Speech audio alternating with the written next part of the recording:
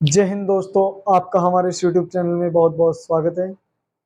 मेरा नाम है कपिल और आज की इस वीडियो में हम समझेंगे संख्या पद्धति, कक्षा 9 की संख्या पद्धति, प्रश्नावली 1.4। तो चैप्टर को शुरू करने से पहले हम थोड़ा सा इस प्रश्नावली के बारे में पहले जानेंगे। आप सभी जानते हैं जैसा कि दैनिक जीवन में हम अनेक प्रकार की गणनाओं से संबंधित समस्याओं का हल करते हैं। इन समस्याओं को हम बड़ी से बड़ी संख्या और छोटी से छोटी संख्याओं के माध्यम से हल करते हैं। जैसे यदि मैं आपसे पूछूं कि आपके परिवार के सदस्यों की संख्या कितनी है, तो आप आसानी से जवाब दे सकते हैं कि हमारे परिवार के सदस्यों की संख्या 6, 10 या 12 है। और यदि इसी के स्थान पर आपसे आपके मोहल्ले के सदस्यों की संख्या पूछी जाए, तो आवश्यकता के अनुसार आपको बड़ी संख्या की ज़रूरत पड़ेगी। और हो सकता है मोहल्ले की जनसंख्या के बाद यदि मैं आपसे जिले या आपके स्टेट की जनसंख्या के बारे में पूछूं, तो आपको और भी बड़ी संख्या की ज़रूरत पड़ेगी। तो इसी तरह से हमें आवश्यकता के अनुसार गणना करने के आधार पर हमें बड़ी से बड़ी संख्याओं की ज़रूरत पड़ती है। उसी तरह से हमें अनेक समस्याओं को सुलझाने के लिए, समाधान करने के लिए और अनेक छोटी छोटी चीज़ों के अध्ययन करने के लिए हमें छोटी छोटी संख्याओं का भी इस्तेमाल करना पड़ता है, उन छोटी छोटी संख्याओं का भी यूज करना पड़ता है हमें, अर्थात छोटी से छोटी संख्या की भी हमें ज़रूरत पड़ती है। तो आज इन्हीं छोटी से छोटी संख्या को हम संख्या रेखा पर किस तरह से निरूपित करते हैं, इसके बारे में जानकारी प्राप्त करेंगे। तो चलिए दोस्तों, अब प्रश्नावली 1.4 को शुरू करते हैं। प्रश्नावली 1.4 में हमें सीखेंगे कि किस तरह से हम छोटी से छोटी संख्या को संख्या रेखा पर निरूपित कर सकते हैं, संख्या रेखा पर देख सकते हैं। तो पहले क्वेश्चन को देखिए। पहले क्वेश्चन में कहा गया है, उत्तरोत्तर आवर्धन करके संख्या रेखा पर 3.765 को देखिए।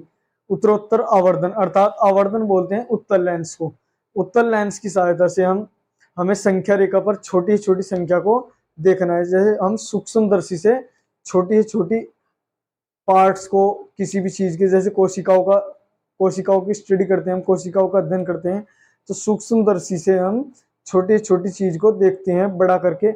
उसी तरह से हमें संख्या रेखा पर 3.765 को उत्तल लेंस की सहायता से अर्थात आवर्धन लेंस की सहायता से देखना है। तो देखिए, आपकी सुविधा के अनुसार, आपकी और अपनी दोनों के ही समय के बचत के लिए मैंने पहले ही इस क्वेश्चन को सॉल्व कर दिया है यहाँ पर। तो पहले स्टेप में हमें क्या करना होगा, ये देखना होगा। सबसे पहले तो हमें क्वेश्चन को हल करने से पहले कि जो 3 दशमलव से पहली जो संख्या है हमारी, वो क्या है। दशमलव से पहली संख्या हमारी 3 है, ठीक है। तो इसका अर्थ है जो भी हमारी ये संख्या दी गई है वो 3 से 4 के बीच में होगी, ठीक है, क्योंकि दशमलव के बाद की जो संख्या होगी वो जाहिर सी बात है 3 से और 4 के बीच में ही होगी। तो 3 से 4 के बीच में है, तो हमने सबसे पहले 3 से 4 के बीच में 10 भाग में इसको डिवाइड कर लिया है। 3 को के बाद लिखा है हमने 3.1, 3.2, 3.3, 3.4। इस तरह से हमने 4 तक के अंक संख्या रेखा पर प्रदर्शित कर लिए। उसके बाद हमने देखा है कि दशमलव के जो बाद तुरंत बाद जो अंक है हमारा वो 3.7 है। तो यहाँ पर 3.7 और 3.8 को हमने अंकित कर लिया है।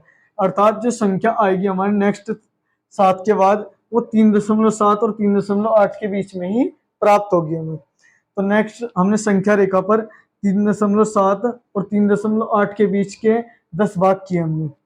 तो 3.7 को हम लिख सकते हैं 3.70। ये सभी बच्चों को समझ आना चाहिए कि मैं 3.7 लिखा है मैंने या 3.700 लिख दूं मैं, इन दोनों में कोई डिफरेंस नहीं है, दोनों इक्वल है। तो हम इसको 3.70 लिख सकते हैं और इसको 3.8 को 3.80 लिख सकता हूं मैं। अब यहाँ पर यदि आप इसे पूरा पढ़ना चाहते हो तो पूरा पढ़ सकते हो। ये 70 हो गया, 3 के बाद ये 80 हो गया। तो 70 से 80 के बीच के हमें अंक लिखने हैं। 70, 71, 72, 73, 74, 75, 76, 77, 78, 79, 80।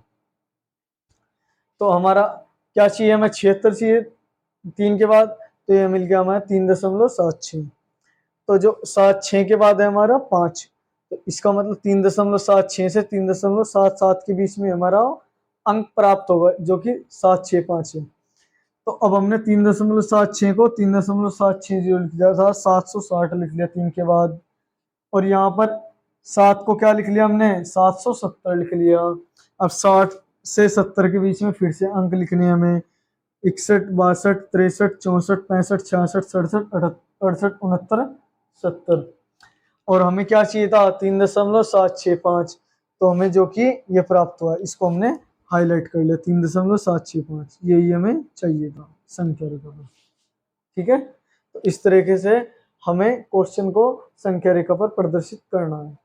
चलिए दोस्तों, अब क्वेश्चन नंबर 2 पर आते हैं। क्वेश्चन नंबर 2 में हमें कहा गया है 4 दशमलव स्थानों तक संख्या रेखा पर 4.26, इसके ऊपर बाढ़ का चिन्ह लगा हुआ है, को देखिए। इसको हमें प्रदर्शित करना है, अर्थात संख्या रेखा पर चेक करना है इसको हमें 4 दशमलव स्थानों तक, दशमलव के 4 स्थान तक। तो 4.26 को हम एक बार और रिपीट कर देंगे, 26 को 26 और लिख दिया हमने, तो 4 स्थानों तक हो गया दशमलव के। तो हमें अर्थात संख्या रेखा पर 4.26 को चेक करना है। तो चलिए पहले चरण में देखिए, हम फर्स्ट स्टेप में हमने क्या कहा था कि संख्या को पहले चेक करना है, दशमलव से पहले कौन सी संख्या है। क्या संख्या है दशमलव से पहले, हमारी 4 है, और दशमलव के बाद हमारी कुछ भी संख्या दी गई है। जो दशमलव पहले संख्या है वो संख्या लेनी है, और उसके एक बाद की संख्या लेनी है हमें, अर्थात एक प्लस करके लेनी है। 4 के बाद 5 आता है, तो इसका मतलब जो 4.26 है हमारी जो भी संख्या है वो 4 और 5 के बीच में है। तो सबसे पहले हमने संख्या रेखा 4 से 5 के बीच के 10 भाग किए हैं। तो 4 को लिख दिया हमने 4.0, कोई दिक्कत नहीं, लिख सकते हैं। फिर 4.1, 4.2, 4.3, इस तरह से हमने 10 भाग में डिवाइड किया और 5 तक लिख दिया इसको। उसके बाद सेकंड स्टेप में हमने चेक किया कि 4 दशमलव के बाद हमारा 2 अंक है, दशमलव के बाद 2 हमारा ये प्राप्त हुआ है, अर्थात जो दूसरी संख्या प्राप्त होगी हमें 4.2 के बाद, वो 4.2 और 4.3 के बीच में होगी। ठीक है, तो अब हमने नेक्स्ट स्टेप में 4.2 और 4.3 के बीच के 10 भाग किए। 4.2 को हमने 4.20 लिख लिया, अर्थात 20 लिख लिया दशमलव के बाद। 20 के बाद 21, 22, 23, 24, 25, 26, 27, 28, 29, 30, इस तरह से हमने लिख लिया। इसके 10 भाग किए 4.2 के, 4.3 के। अब सेकंड नंबर हमने 2 के बाद क्या मिला है, 6। अब हमें 4.26 चाहिए, संख्या रेखा में चेक किया, हमें 4.26 ही मिल गया। अब उसके बाद हमें एक अंक और चाहिएगा, तो दूसरी जो संख्या मिलेगी वो हमें 4.26 और 4.27 के बीच में मिलेगी। ठीक है, यहां से हमें पता चल गया। अब हम 4.26 और 4.27 के 10 भाग करेंगे। संख्या रेखा पर हमने 4.26 और 4.27 के 10 भाग किए। 2 6 के बाद 0 लगा सकते हैं हम, कोई दिक्कत नहीं। उसके बाद लिख सकते हैं 1, 2, 3, 4, 5, 6, 7, 8, 9, 10, 10 भाग किए हमने। 4.26 के बाद फिर से हमें क्या चाहिए था, 2, तो ढूंढिए 4.262, ये मिल गया हमें।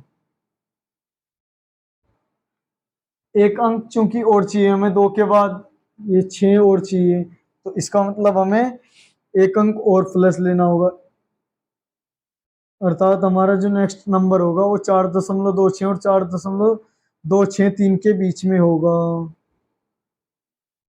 इसको इस तरह से हमने हाईलाइट कर लिया। ठीक है, इसके अब 10 भाग करेंगे हम, 4.26 और 2 और 4.263 के 10 भाग फिर से किए हमने। देखिए 2 0 के बाद 2 1, 2 2, 2 3, 2 4, इस तरीके से हमने 10 भाग किए। हमें फाइनली आंसर क्या चाहिए, 4 दशमलव के बाद 26 26 चाहिए, तो 26 26 ये रहा हमारा। यही हमें संख्या रेखा पर निरूपित करना था, संख्या रेखा पर चेक करना था कि 4.2626 संख्या रेखा पर देखना था। तो दोस्तों कैसी लगी आज की हमारी वीडियो, कमेंट सेक्शन में जरूर बताएं, और वीडियो अच्छी लगे तो वीडियो को ज़्यादा से ज़्यादा लाइक करें, शेयर करें, और चैनल यदि आपने अभी तक हमारा सब्सक्राइब नहीं किया तो चैनल को सब्सक्राइब करें